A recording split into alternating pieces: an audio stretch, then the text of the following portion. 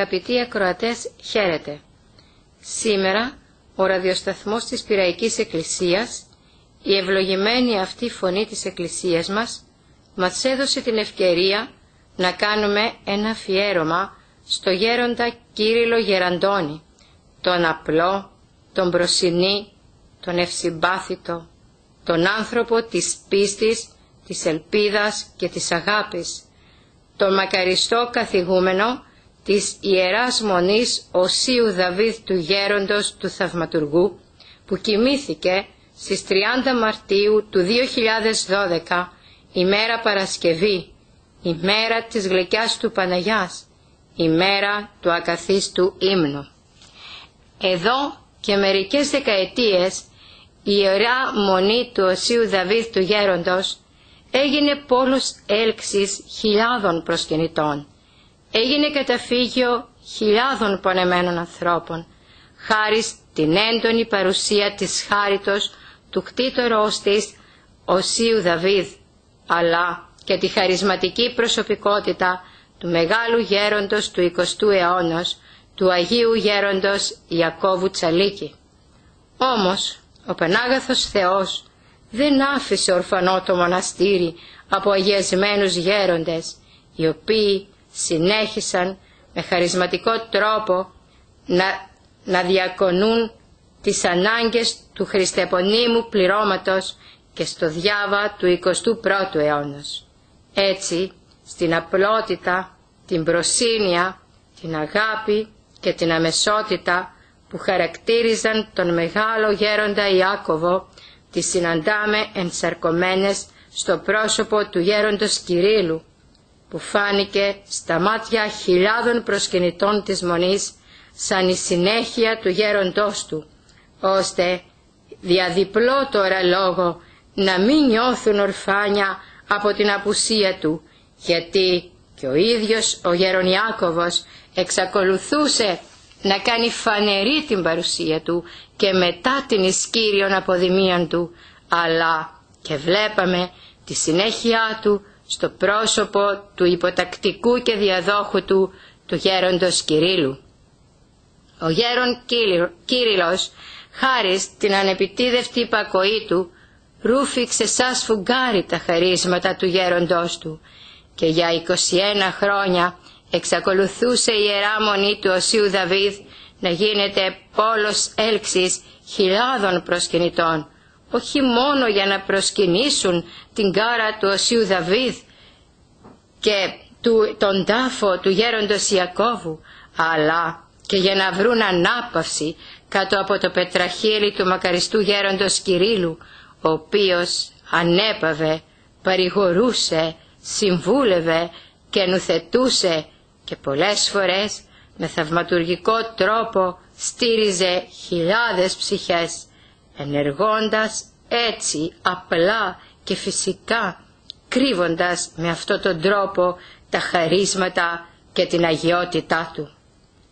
Ευελπιστούμε ότι ο Πανάγαθος Θεός δεν θα αφήσει ορφανό το μοναστήρι του Οσίου Δαβίδ από την παρουσία τέτοιων ανθρώπων, οι οποίοι δημιούργησαν μια θαυμαστή παράδοση και άφησαν παρακαταθήκες, έτσι ούτως ώστε η μονή του γέροντος να είναι το καταφύγιό μας σε καιρούς χαλεπούς και κρίσιμους σαν και αυτούς που περνάμε.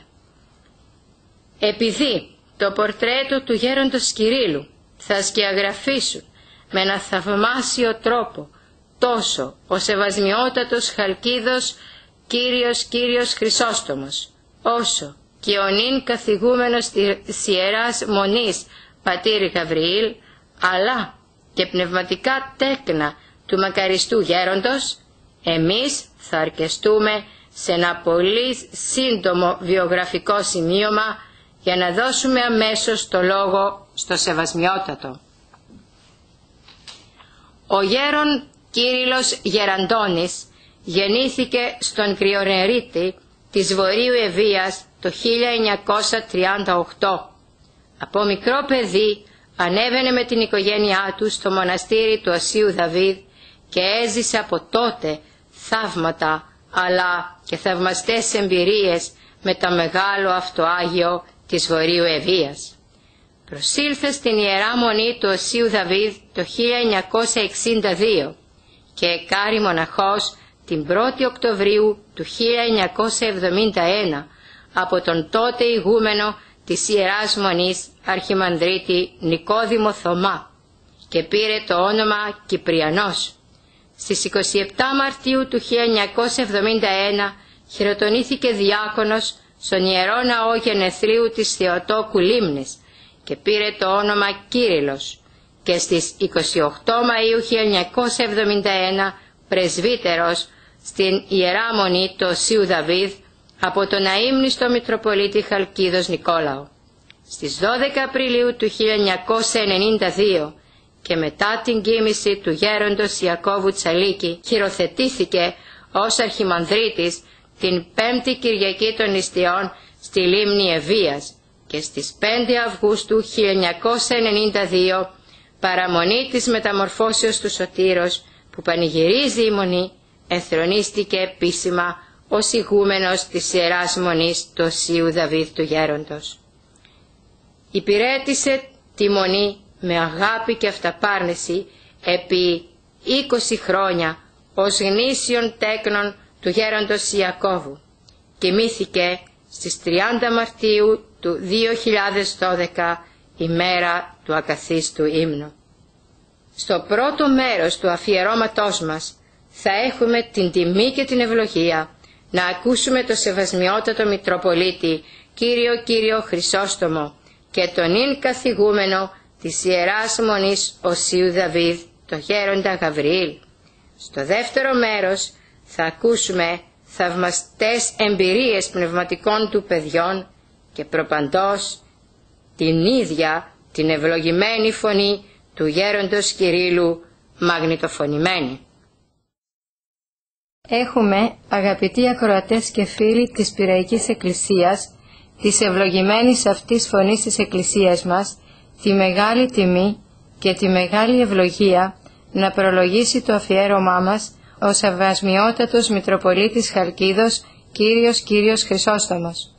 Σεβασμιότατε, σας ευχαριστούμε θερμά γιατί πρώτα δώσατε την ευλογία σας να γίνει το αφιέρωμα στο μεγάλο αυτό άνθρωπο του Θεού, το μακαριστό γέροντα Κύριλλο, αλλά και με μεγάλη ευχαρίστηση δεχτήκατε την πρόσκλησή μας να μιλήσετε και εσείς για τον μακαριστό καθηγούμενο της Ιεράς Μονής του Οσίου Δαβίδ του Γέροντος. Λοιπόν, σεβασμιότατε, σας καλωσορίζουμε στο ραδιοσταθμό και σας δίνουμε το λόγο.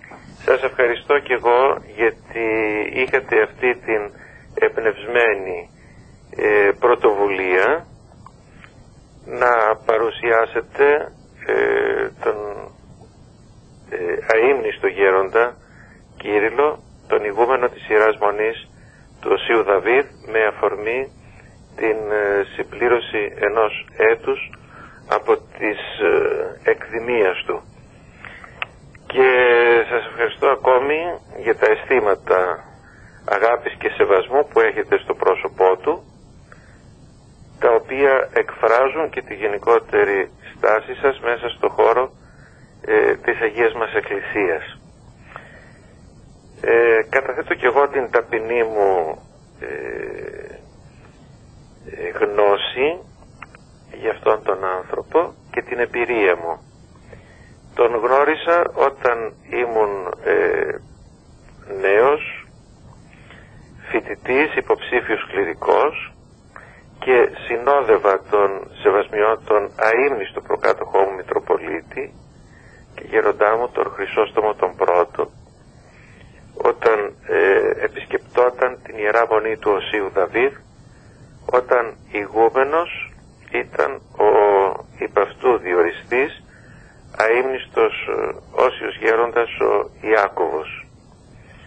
Και είχα τότε την μεγάλη ευλογία από τον Θεό να γνωρίσω αυτούς τους δύο ανθρώπους, τον γέροντα τον Ιάκωβο και τον υποτακτικό του, τον ιερομόναχο, τον πατέρα Κύριλλο. Τότε στο μοναστήρι δεν υπήρχαν πολλοί μοναχοί, 3 ήσαν όλοι, οι 2 προαναφερθέντες και ο επίσης αείμνηστος μοναχός ο πατήρ Σεραφείμ. Είχα λοιπόν θαυμάσει και την αγιότητα του γέροντος Ιακώβου, αλλά και την αφοσίωση, την πίστη, την ευλάβεια, την εργατικότητα, την υπακοή των άλλων πατέρων, ιδίως δε του πατρός Κυρίλλου, ο οποίος εκτός από το μοναστήρι εξυπηρετούσε λειτουργικά και κάποιους μικρούς συνοικισμούς δίπλα από το μοναστήρι. Και πράγματι ήταν ένας άνθρωπος ο οποίος από τα βαθιά χαράματα εργαζόταν αδιαμαρτύρητα, αλλά και υπό πολύ μεγάλη προθυμία για να ικανοποιήσει όλες τις ανάγκες της Ιεράς Μονής και κυρίως να αναπαύσει τους φιλοξενουμένους, διότι ενώ ο αριθμός των μοναχών ήταν πολύ μικρός, οι άνθρωποι οι οποίοι προσήρχονται στο μοναστήρι και για να προσκυνήσουν τον Όσιο Δαβίδ, τον κτήτορα και προστάτη, αλλά και για να εξομολογηθούν στο γέροντα τον Ιάκωβο, ήσαν αναρρύθμιτοι. Και οι μοναχοί παρήχαν φιλοξενία με την απλότητά τους, αλλά και τη ζεστασιά τους και την αγάπη τους, και ήθελαν όλους να τους εξυπηρετήσουν αψηφώντας τους κόπους και τις θυσίες που σήμαινε αυτή η φιλοξενία για αυτούς. Αργότερα, μετά την κοίμηση του γέροντος Ιακώβου, ο πατήρ Κύριλλος εξελέγει παμψηφί ο νέος ηγούμενος. Και τότε πραγματικά ετέθη ο λίχνος επί την λιχνία και έλαμψε ο άνθρωπος αυτός μέσα από μία αξιοθαύμαστη ταπείνωση, μέσα από μία σπάνια καλοσύνη και επίοικια, μέσα από μία ευαγγελική αγάπη και προσφορά και θυσία, που εδίδασκε με το λόγο του, αλλά και με τη σιωπή του και με τη σύνεσή του και τη σοφία του τους πάντες. Υπήρξε ένας πολύ απλός άνθρωπος, όχι μορφωμένος με την έννοια την κοσμική, δεν είχε κανένα πτυχίο, ωστόσο όμως είχε γνώση Θεού, είχε φωτισμό Θεού και εγνώριζε άριστα την εκκλησιαστική ζωή, την παράδοση της Αγίας μας Εκκλησίας, τους βίους όλων των Αγίων, τους οποίους υπεραγαπούσε, και ήταν άνθρωπος μεγάλης προσευχής και πολλής αγάπης, την οποία επέδειξε στην αδελφότητα, η οποία εντωμεταξύ αυξήθηκε σε αριθμό πάρα πολύ και ευλόγησε ο καλός Θεός τους σκόπους αυτών των πατέρων και αυξήθηκε όχι μόνο σε αριθμό αλλά και σε ποιότητα καλή ανθρώπων, και ο γέροντας Κύριλλος εφρόντιζε ώστε να μην είναι ο ηγούμενος με κοσμική έννοια, αλλά στην κυριολεξία να είναι υποτακτικός περισσότερο από ό,τι ήταν προηγουμένως, και εδίδαξε με αυτόν τον τρόπο όλες τις ευαγγελικές αρετές. Υπήρξε εξαιρετικά ελεήμων, όπως ελεήμων ήταν και ο αείμνηστος γέροντας ο Ιάκωβος, αλλά και ο πρώτου γέροντος Ιακώβου, επίσης εκλεκτός και πνευματικός άνθρωπος, ηγούμενος, ο γέρον Νικόδημος, τον οποίον αγαπούσε και εσέβετο ο γέροντας Κύριλλος. Πολλοί άνθρωποι βρήκαν κοντά στο γέροντα τον Κύριλλο ξεκούραση πνευματική, ανάπαυση, όπως την παρουσιάζει το Ιερό μας Ευαγγέλιο.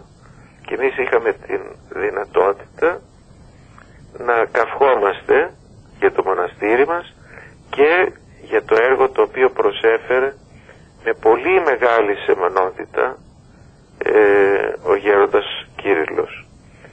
Εκείνο όμως που πραγματικά τον ανέδειξε ήταν η υπομονή του στις θλίψεις, στις δοκιμασίες, οι οποίες ήταν αμέτρητες, αλλά και στο διάστημα της ασθενείας του.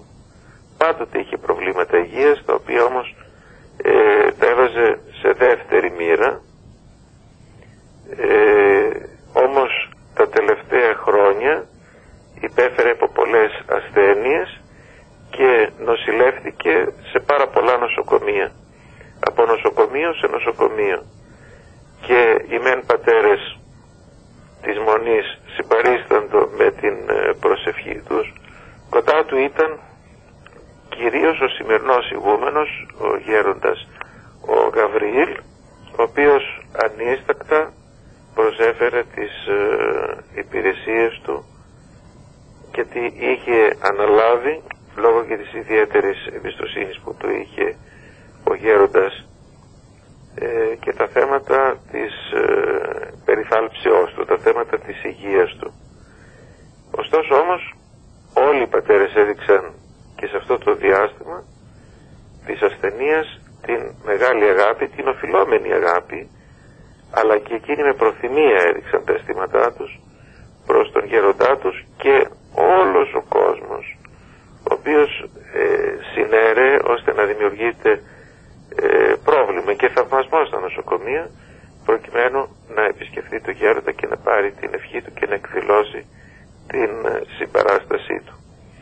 Τα θέματα αυτά της υγείας του, της ασθενείας του, τα διεξήλθε με απόλυτη εμπιστοσύνη στο Θεό και εντελώς αγόγγιστα. Δεν βγήκε από το στόμα του ποτέ επιφώνημα που να δείχνει πόνο, ενώ γνωρίζαμε ότι ο γέροντας πονούσε, ούτε εξήλθε λόγος πικρός από το στόμα του ή κάποιος γογγισμός για τα βάσανα τα οποία στην κλίνη της οδυνηράς ασθενείας αντιμετώπιζε. Τα ευάστασε όλα με απόλυτη αφοσίωση, με μεγάλη πίστη και με αξιοθαύμαστη υπομονή. Έλεγε μάλιστα χαριτολογώντας ότι εγώ δεν έχω σκοπό να τσακωθώ με το Θεό. Ό,τι ο Θεός επιτρέπει, αυτό είναι για μας καλοδεχούμενο. Το έλεγε και το πίστευε. Το πίστευε και το έλεγε και στους άλλους ανθρώπους. Και ενώ εκείνος υπέφερε με το αυξημένο ζάχαρο, με πυρετούς, με δυσκολίες άλλες, έβαζε πάντοτε, ακόμη και τότε, τον εαυτό του σε δεύτερη μοίρα και ρωτούσε τους επισκέπτες του τι κάνουν, πώς αντιμετωπίζουν τα προβλήματα που τους απασχολούν, τι κάνουν οι συγγενείς τους, τα παιδιά τους, πώς είναι η πρόοδό τους στα σχολεία, τι κάνουν οι ασθενείς και τα υπόλοιπα. Ακόμα δε και στο νοσοκομείο δεν έπαβε ποτέ να ελεεί και να βοηθεί τους αναξιοπαθούντες. Και εφρόντιζε ακόμη και τα ιδρύματά μας. Ενθυμούμε ακόμη στην εντατική ευρίσκετο και εμείς στενοχωρημένοι περιμέναμε με αγωνία την έκβαση της υγείας του και εκείνος ρωτούσε τον πατέρα Γαβρίλ ή και άλλους που βρίσκονται εκεί εάν εστάλησαν τρόφιμα στην κατασκήνωση για τα παιδάκια, εάν βοηθήθηκε ο Α ή ο Β άνθρωπος που είχε ανάγκη. Πράγματι ήταν ένας άνθρωπος του Θεού με όλη τη σημασία της λέξεως και εμείς με την εκδημία του αισθανθήκαμε και θλίψη και χαρά. Είναι τα ανάμεικτα συναισθήματα της χαρμολύπης τα οποία ζούμε στην Εκκλησία.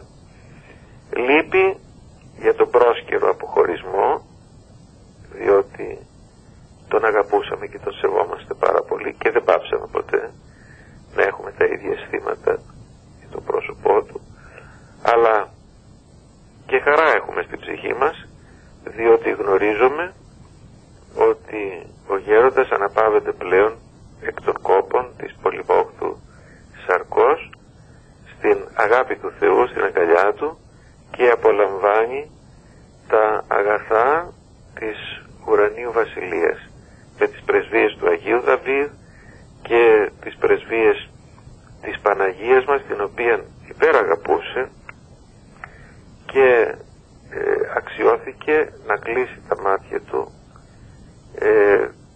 και να κυδευτεί το Σάββατο του ακαθίστου ύμνου. Οπότε και εφέτος συν Θεό αυτό το Σάββατο θα τελέσουμε στο μοναστήρι το ετήσιο μνημόσυνο του γέροντα. Όσοι είχαν την ευλογία από τον Θεό να γνωρίσουν τον γέροντα, νομίζω ότι έχουν και την υποχρέωση να μιμηθούν την πίστη του, την αγάπη του, την εργατικότητά του, τη φιλανθρωπία του, την ελεημοσύνη του, την προσευχή του και κυρίως την υπομονή του και την σιωπή του, η οποία πραγματικά του έδινε ένα αρχοντικό ύφος και ήθος.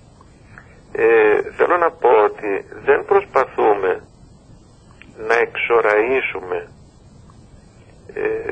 το γέροντα, ούτε προσπαθούμε να καλλιεργήσουμε την εντύπωση ότι είναι Άγιος και να του φορέσουμε εμείς το φωτοστέφανο, διότι τους Αγίους δεν τους αναδεικνύουμε εμείς οι άνθρωποι, τους αναδεικνύει ο Θεός.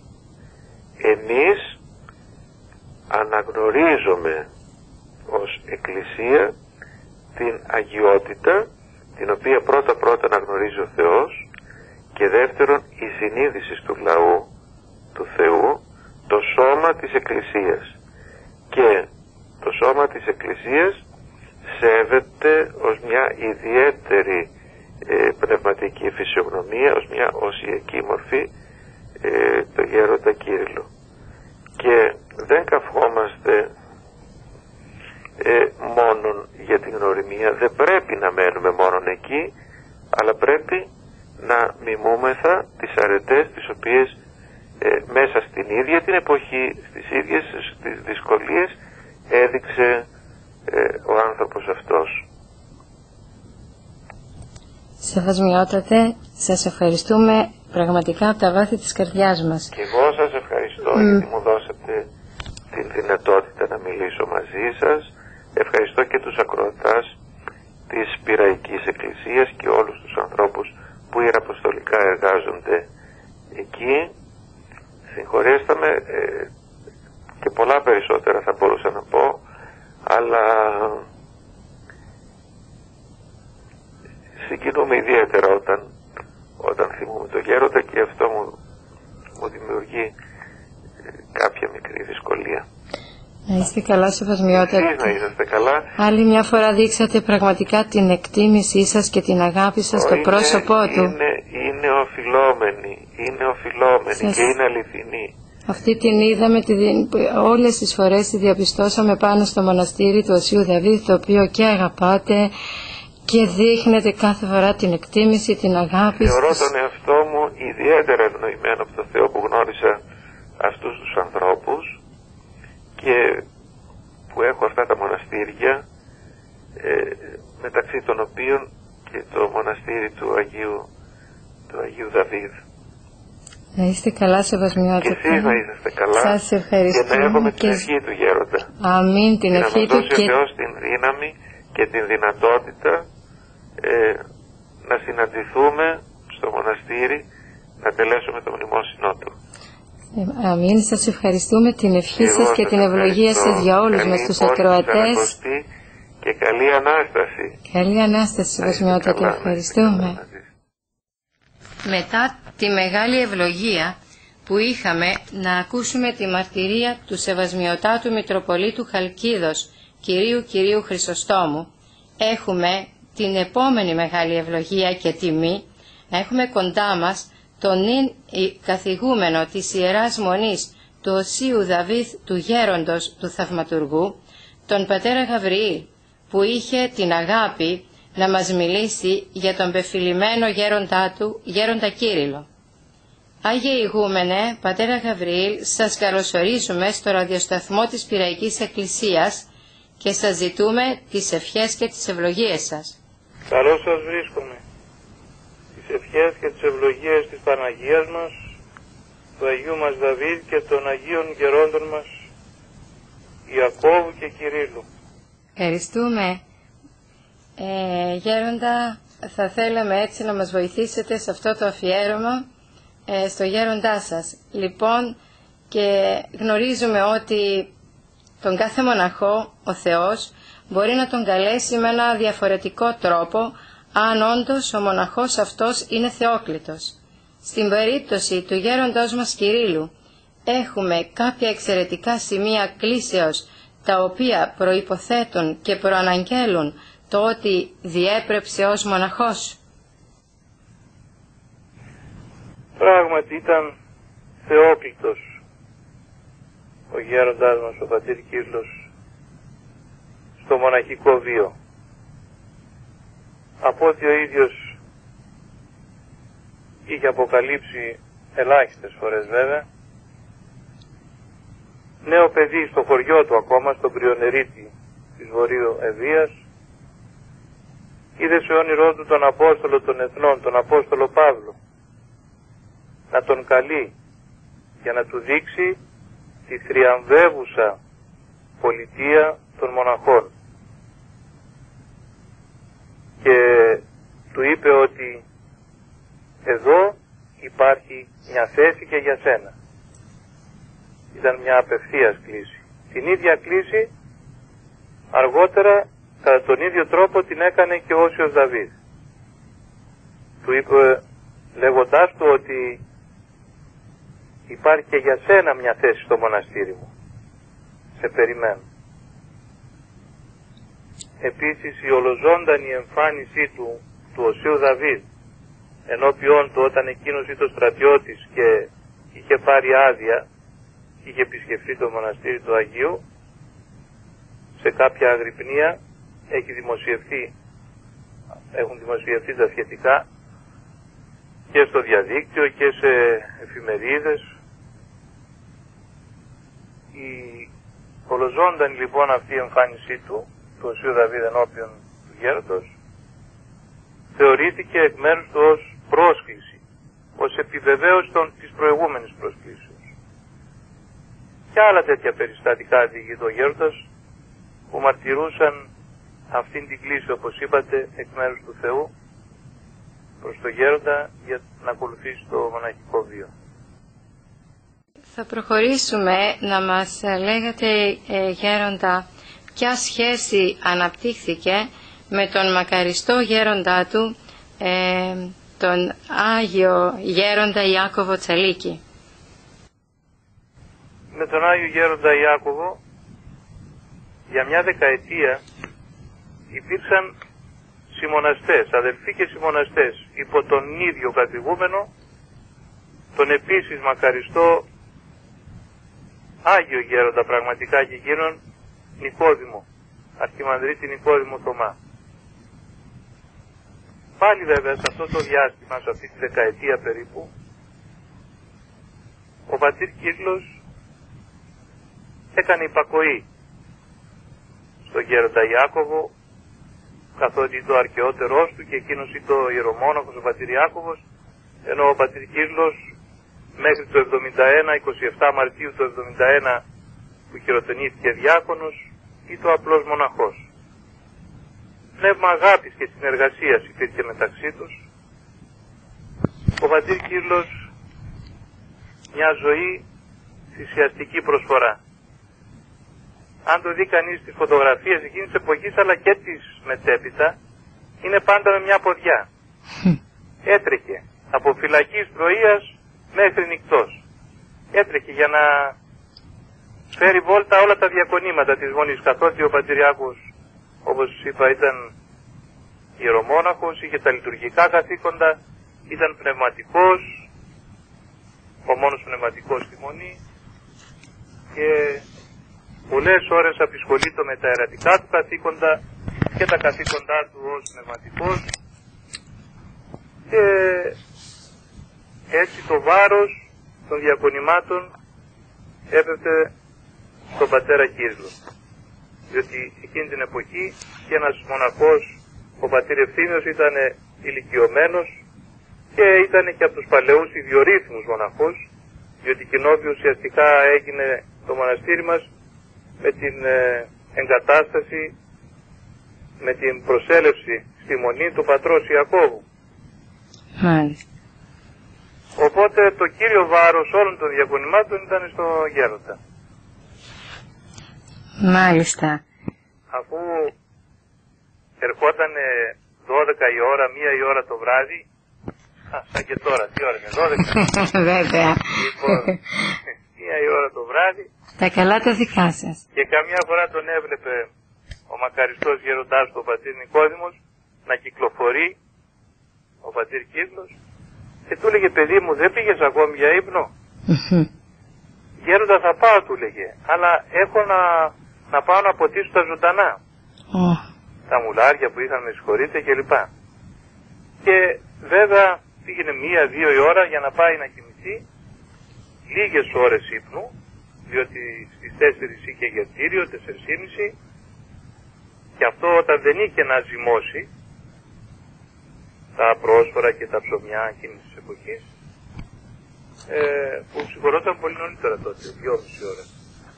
Ελάχιστος ο ύπνος του, λιγοστός, γι' αυτό καμιά φορά μας έλεγε ότι απευθυνόταν με ένα γλυκύ παράπονο στον Όσιο Δαβίδ και του έλεγε, Άγιε μου Δαβίδ, εσύ δεν χόρτασες ψωμί και εγώ δεν χόρτασα τον ύπνο. Καθότι ο Άγιος Δαβίδ ήταν μέγας ασκητής, εγκρατευτής, αφού διαβάζουμε στο βίο του, στα τελευταία του χρόνια τουλάχιστον, σκεφτείτε πιο πριν, μας λέει ο βιογράφος του ότι όταν ζούσε πάνω στο ασκητήριό του, περνούσε με λίγο αντίδωρο και λίγο αγιασμό όλη την εβδομάδα. Μάλιστα.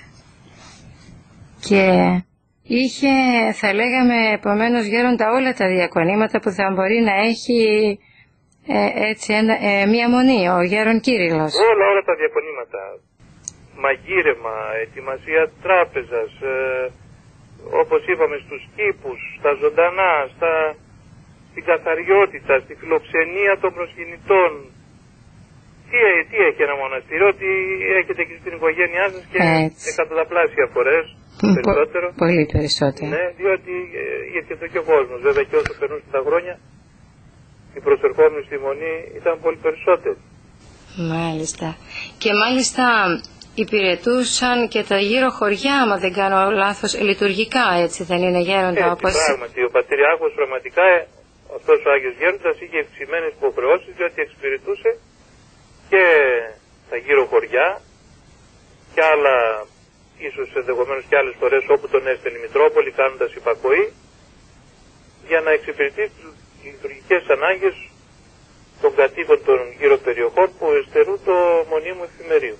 Μάλιστα. Και πήγαινε και ο Γέρον Ιάκωβος και αργότερα και ο Γέρον Κύριλλος. Βέβαια, και από τις 28 Μαΐου του 1972 που χειροτονήθηκε πρεσβύτερος πλέον ο Γέροντας Κύριλλος, τη διαδοχή του πατρός Ιακώβου, είχε παράλληλα πολλές φορές, έκαμε και ο ίδιος το ίδιο διακόνημα.